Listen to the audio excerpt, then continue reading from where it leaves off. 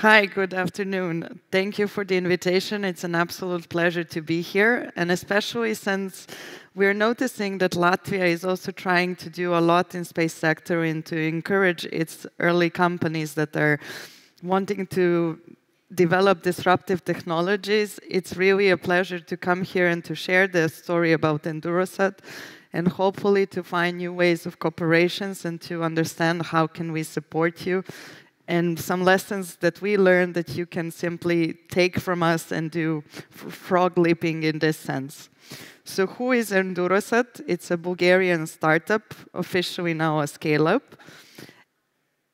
And in Endurosat, we truly believe that the human right is access to space. So what we are trying to achieve is to really democratize access to space, because we want and we believe to empower humans to connect and progress through space technology. So how do we do that? We have built class-leading nanosats modules. So from communication modules to power systems to solar panels to OBC, we build everything that's necessary for the infrastructure of a satellite to operate it.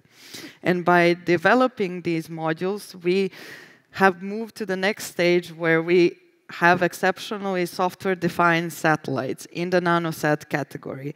And all of this allows us to really transform from a traditional space to space as a data service. And I will explain how do we do that.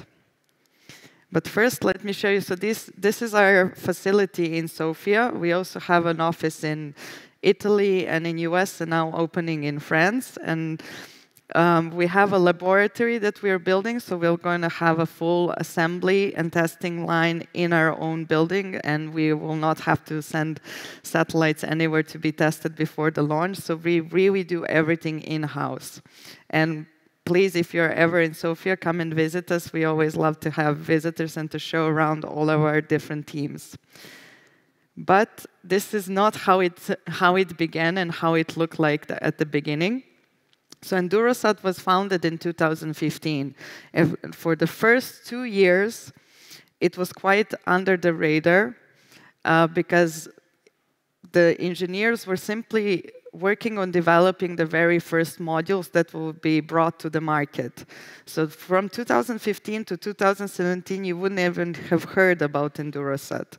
It came as a spin-off from an educational platform.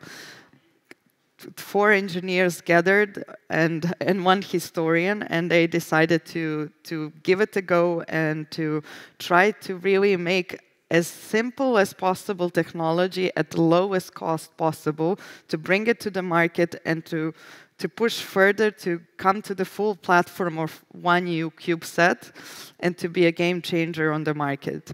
And indeed, in 2017, this is where the first modules came on the market.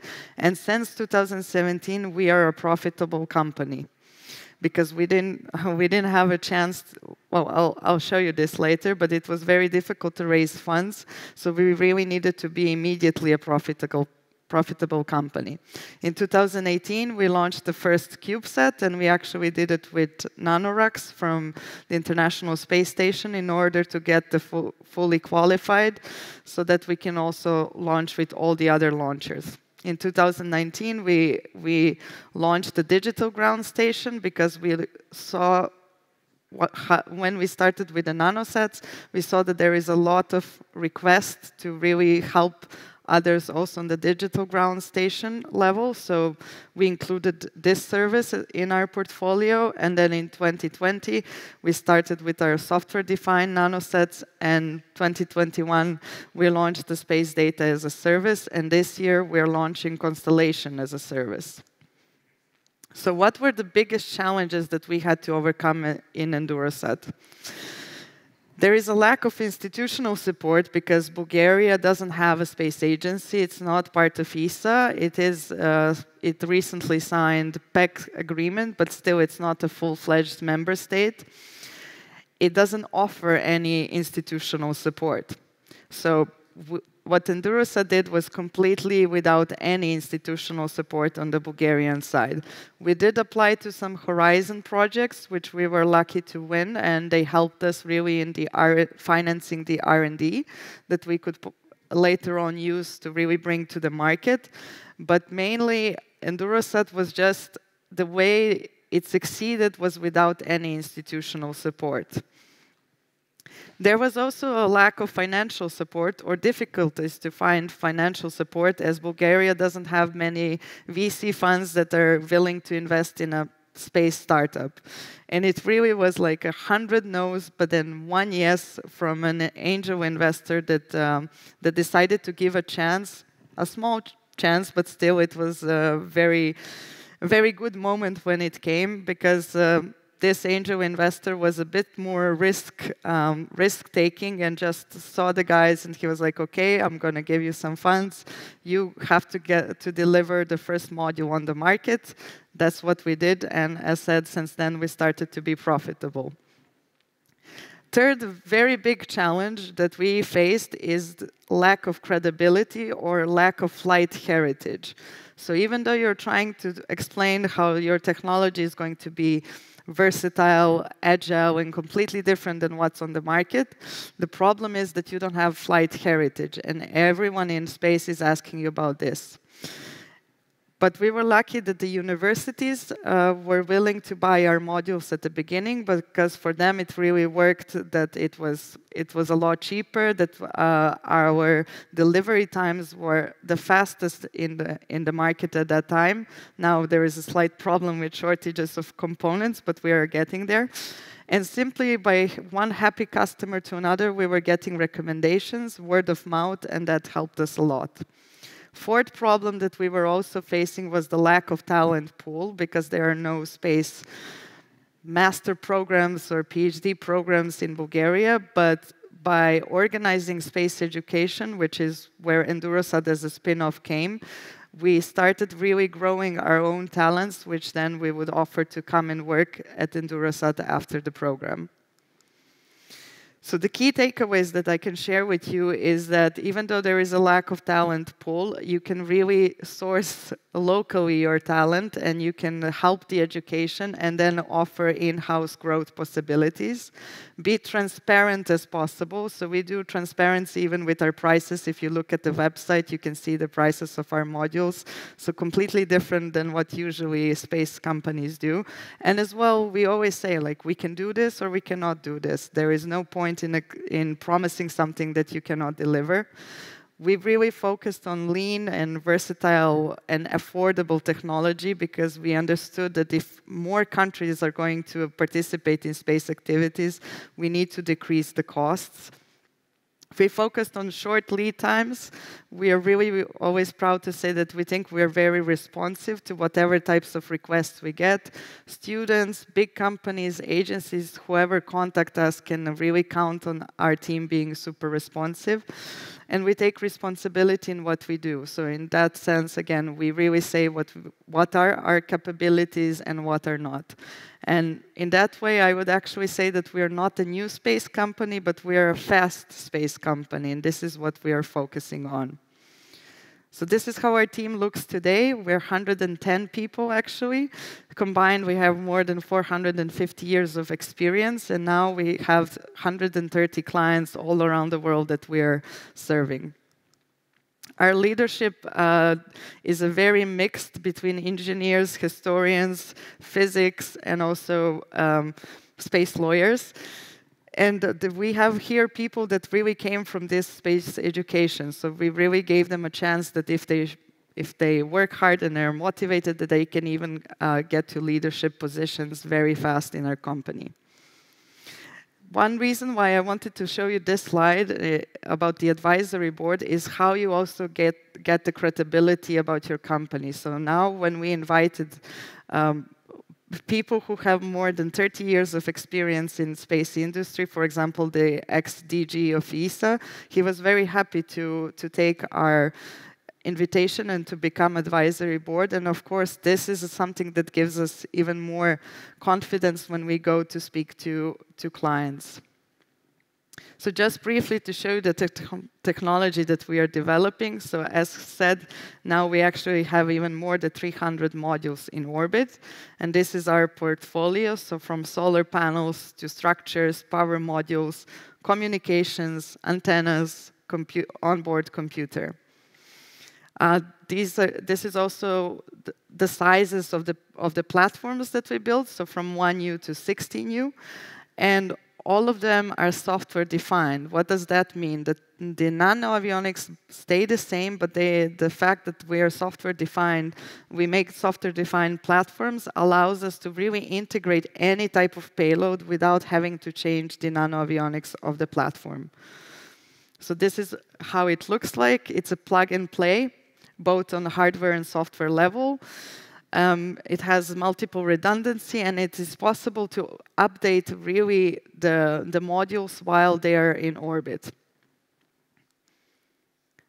This is just to show you how the integration looks like. So here we have from 1U to 3U, 6U, and 12U.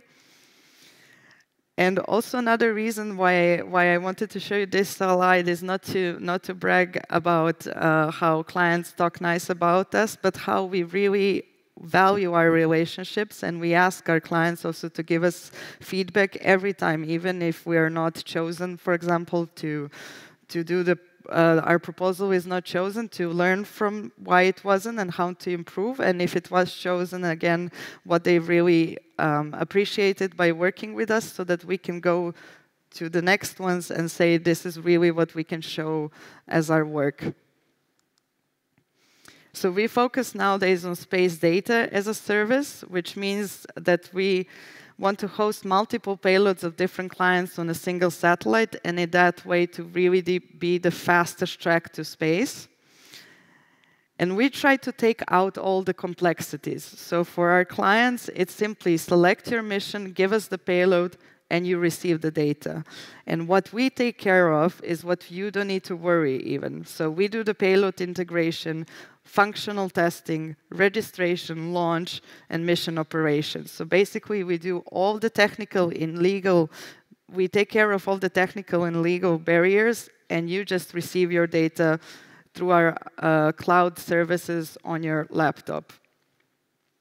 In this way, you can really benefit that you have direct access to your space data, you can do in-space updates, and you can even run apps in space. Our mission control center is completely digitalized and automated, so even here we take out all of the complexities.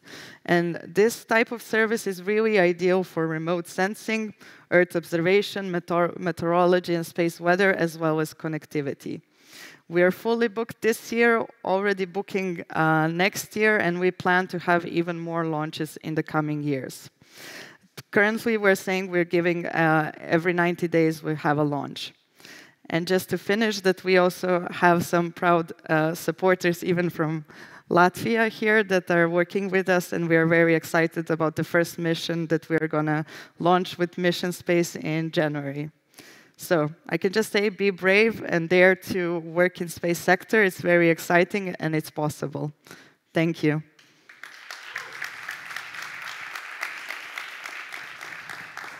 Thank you very much, Anja.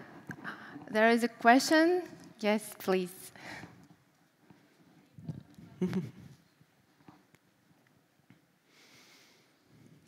Thank you very much, Anja, for your presentation. Sometimes I have to prepare information about the European space sector. I'm from the Ministry of Economics, so I never mention Endurosat just as Endurosat. It's always a Bulgarian success story, or Endurosat, a Bulgarian success story. So great work you're doing. But my question is, who is a nice cooperation partner for you? What do you appreciate in your clients? So how Latvians could successfully cooperate with you? Thank you. Thank you. I think we already have a good cooperation established with Mission Space, but what we appreciate now is that companies are really willing to take, not risk, but just to think differently than traditional space.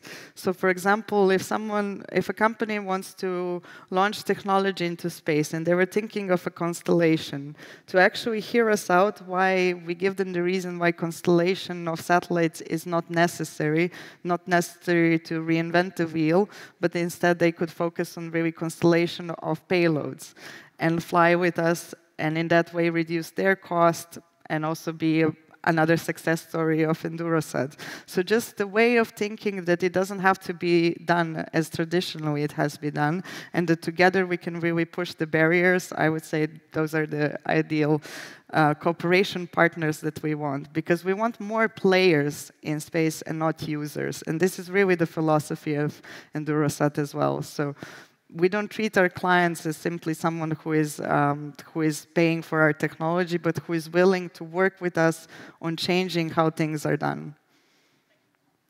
Thank you. Thank you. More questions? Thank you, Anja. Thank you.